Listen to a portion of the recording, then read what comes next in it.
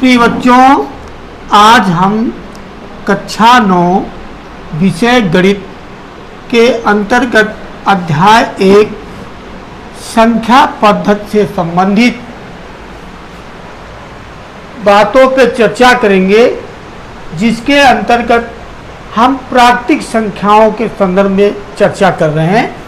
परिभाषा इसकी, वे संख्याएं जिनके माध्यम से हम वस्तुओं की गणना करते हैं प्राकृतिक संख्याएं कहलाती है। जैसे 1, 2, 3, 4, 5, 6, 7, 8। इस प्रकार से हम इसमें ये पाते हैं कि पहली प्राकृतिक संख्या, पहली प्राकृतिक संख्या या हम यो कहें कि सबसे छोटी प्राकृतिक संख्या, सबसे छोटी प्राकृतिक संख्या।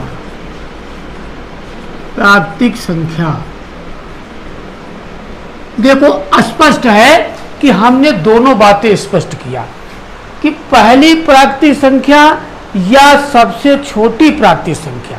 पहली में स्पष्ट रूप से 1 दिख रहा है और सबसे छोटी प्राकृतिक संख्या में से भी 1 सम्मिलित है। तो दोनों बातों में से ये क्या हुआ, पहली प्राकृतिक संख्या या सबसे छोटी प्राकृतिक संख्या ये बराबर 1 है। और सबसे अंतिम, या अंतिम तो हो नहीं सकती, इसमें एक अनंत होती है, क्योंकि अब लिखेंगे सबसे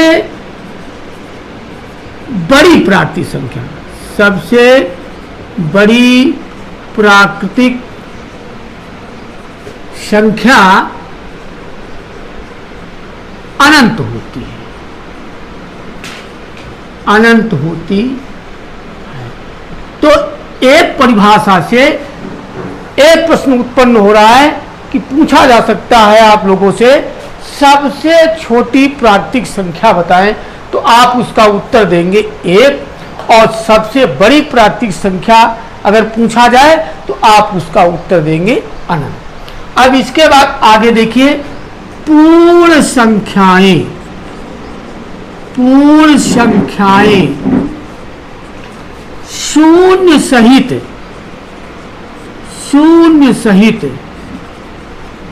सभी प्राकृतिक संख्याएं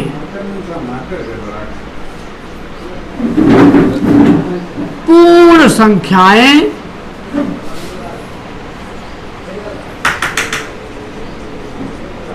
कहलाती है।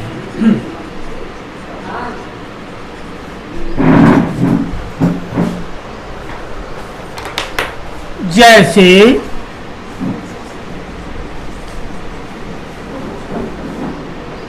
0, 1, 2, 3, 4, 5, 6, 7 ... इस प्रकार से हम पाते हैं सबसे छोटी पूर्ण संख्या हुई 0, और सबसे बड़ी संख्या, सबसे बड़ी संख्या हो जाएगी,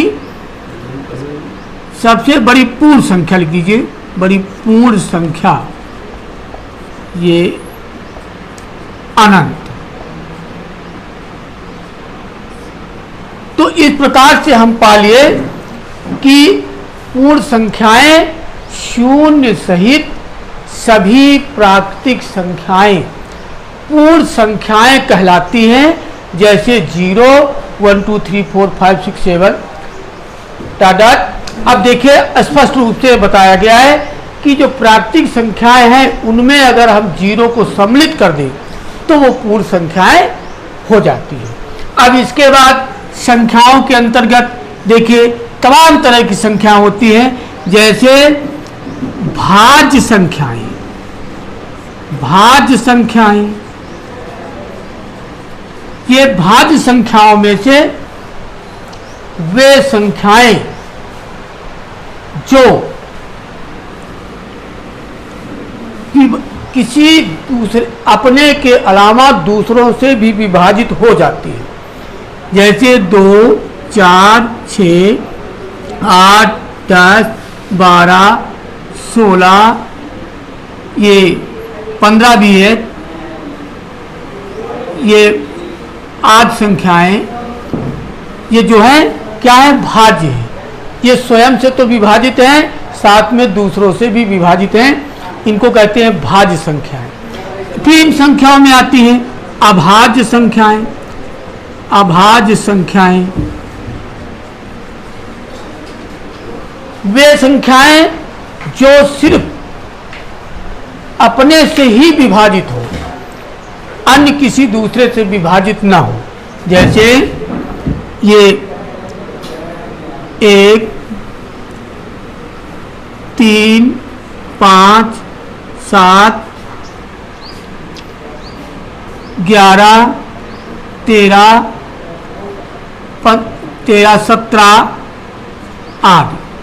ये ऐसी संख्याएं हैं जो सिर्फ अपने से ही विभाजित होंगी और किसी अन्य दूसरी संख्या से विभाजित नहीं होंगी। ये अभाज्य संख्याएं कहलाती हैं। भाज्य संख्याएं वे संख्याएं जो अपने से तो विभाजित होती हैं, किंतु वो दूसरे से विभाजित भी हो जाती हैं, और अभाज्य संख्याओं में वे संख्याएं जो दूसरे से विभाजित नहीं होती। अब भाज्य संख्या हो गई, अभाज्य संख्याएं हो गई। अब इसके बाद एक बात, बहुत बढ़िया बात है, इसको समझने का प्रयास करो। सम अभाज्य संख्याएं। सम अभाज्य, ये बहुत महत्वपूर्ण प्रश्न है। सम अभाज्य संख्या मतलब ऐसी संख्या जो सम भी हो और वह अभाज्य, वो सम भी हो, वो अभाज्य भी हो, वो अभाज्य भी हो। तो यहाँ पर सम अभाज्य संख्याओं में से केवल एक संख्या मिलती है, वह संख्या है 2, 1 सम अभाज्य संख्या है। ये सम अभाज्य संख्याओं में से केवल 2 एक ऐसी संख्या है जो कि वो सम भी है और अभाज्य भी है। यहाँ पर देखिए, इसकी हम व्याख्या कर रहे हैं। सम संख्याएं क्या है? सम संख्याएं वे संख्याएं जो 2 से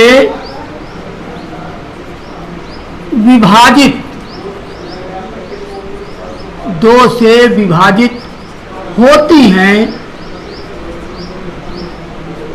सम संख्याएं कहलाती हैं। जैसे 2, 4, 6, 8, 10, ये 8 संख्याएं जैसी हैं। ये संख्याएं सम संख्याएं कहलाई। अब ये सम संख्याएं में से 2 सम भी है और 2 दूसरे किसी से भी नहीं कट रहा है। इस प्रकार से हम जाएंगे, ये 2 समभाज्य। आज हम इतनी ही बात पर व्याख्या किया है, इसके बाद हम और व्याख्या इन संख्याओं को संबंधित करेंगे। थैंक यू, धन्यवाद।